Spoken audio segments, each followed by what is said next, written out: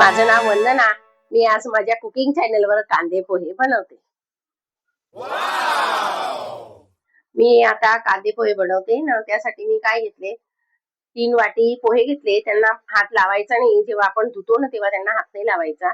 आणि हे थोडे कडक पोहे, ते अगदी मुलायम पोहे नाहीये, कडक पोहे घ्यायचे थोडे.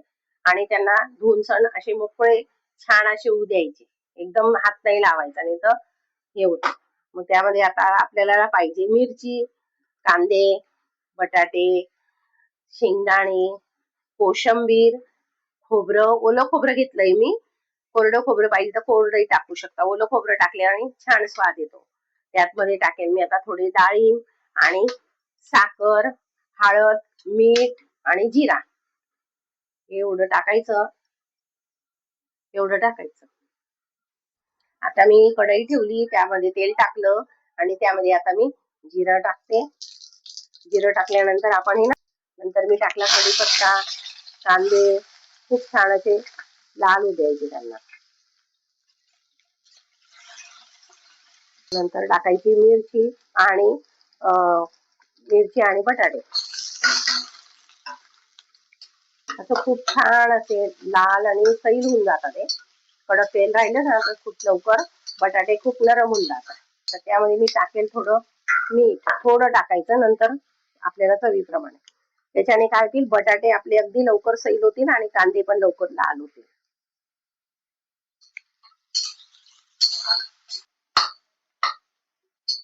आता मी त्यानंतर थोडे शेंगदाणे टाकले. शेंगदाणे आधी टाकले असते तर मग ते तेलात जास्त कडक होऊन जातात, मग ते थोडे काळपट दिसतात.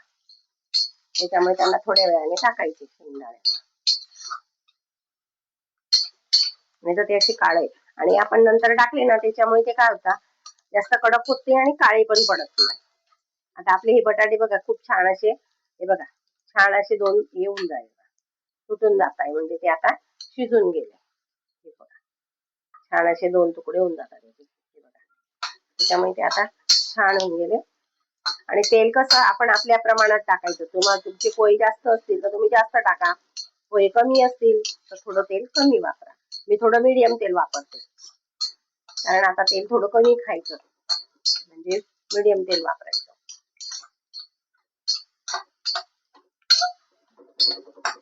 आता माझ्या मिरच्यांचा वास यायला लागलाय त्याच्यामुळे आता मला त्याच्यामध्ये पोहे टाकायचे.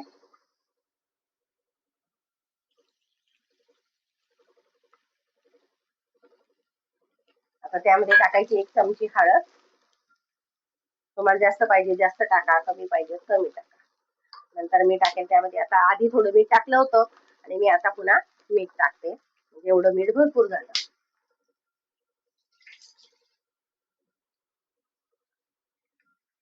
आणि त्यांना आता छान असं मिक्स करायचं.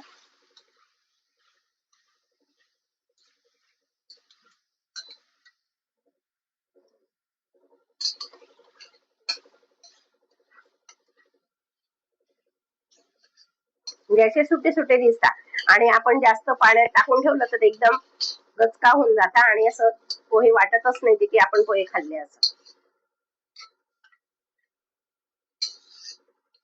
आता हे छान असं मिक्स झालं तर यामध्ये आपण काय टाकणार,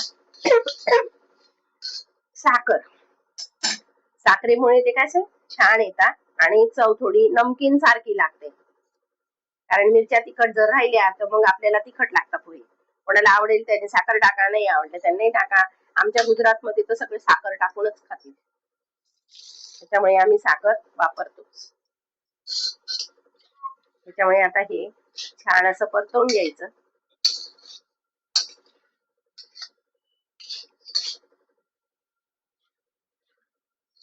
आणि कांदे थोडे जास्त घ्यायचे, म्हणजे कांदे पोहे खूप छान लागतात. कांद्यांमुळे स्वाद छान येतो पोहेंना. आणि यांना 1 मिनिटासाठी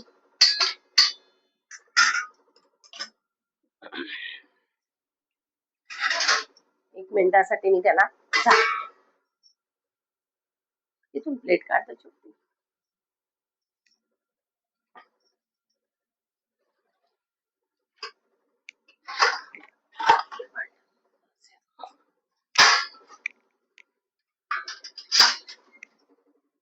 ठेवते आता, राहू दे.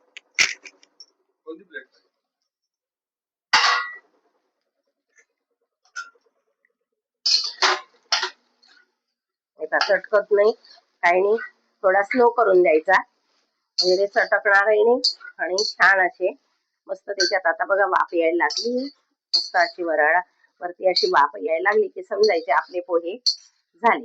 त्याच्यामुळे त्याला मीडियम फ्लेम त्याच्यावर ठेवायचं.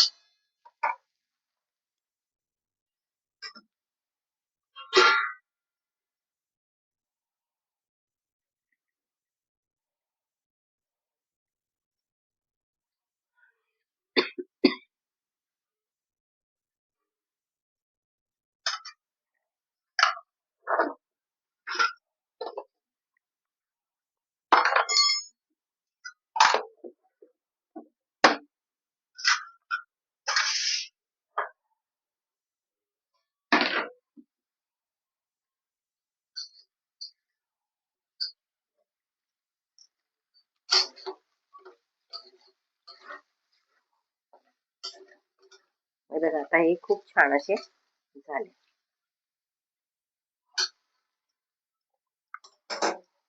आता मी गॅस बंद करते.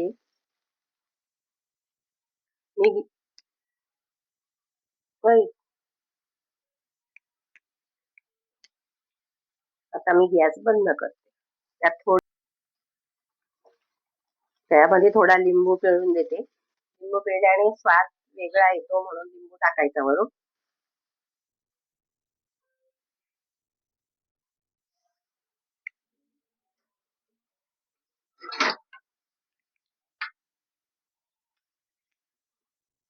लिंबू पिळल्याने छान असा स्वाद येतो. हे बघा आता छान अशी वाफ निघाली म्हणजे आपले पोहे झाले. आता माझे कांदे पोहे तयार झालेले हे.